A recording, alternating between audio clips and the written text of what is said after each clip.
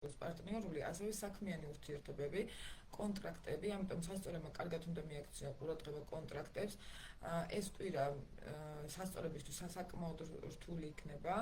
იქიდან გამომდინარე, რომ არის ძალიან ბევრი გაუგებრობების მაჩვენებელი განსაკუთრებით სამსახურში, კონტრაქტულ ურთიერთობებში, პარტნიორულ ურთიერთობებში, ხო, მშობლებთან ურთიერთობებში შეიძლება იყოს მოკლედ ავტორიტეტებთან რაღაც დაძაბულობა.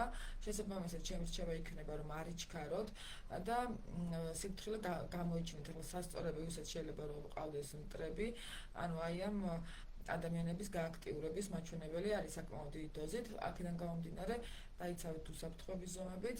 თუმცა, რა თქმა უნდა, ახლა აქ არ გაშინებთ და არ გეუბნებთ რაღაცა ვიღას თავს დაგესხმოთ, მაგრამ არის სხვა ადამიანებისგან ცოტათი კარმულიც არის, მინდა გითხრათ, უსამართლო დამოკიდებულებას შეიძლება რომ წააწყდეთ. აქედან გამომდინარე, ეცადეთ რომ შეინარჩუნოთ სიმშვიდე, რადგან ეს ერთი კვირა არის რეალურად ესეთი და იქეთა კვირას ეგ ამბავი უკვე აღარ გასტანს. ამიტომ ძალიან სერიოზულად მიიღებთ და ეცადეთ რომ დრო უფრო მშვიდ გარემოში გაატაროთ.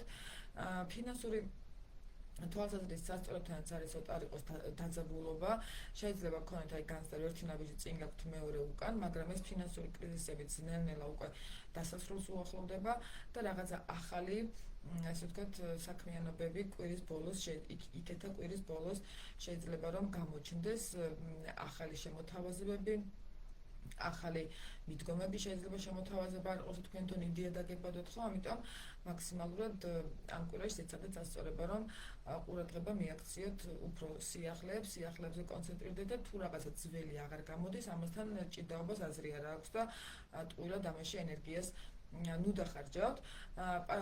რაც შეეხება სამსახურეობრივი თვალსაზრისით, აქ შეიძლება იყოს ამ კვირაში სამსახურეობრივი ცვლილებების უკეთესი შემოთავაზებაც, ოღონდ რა თქმა უნდა ეს ნეგატიურ კონტექსტში არ არის.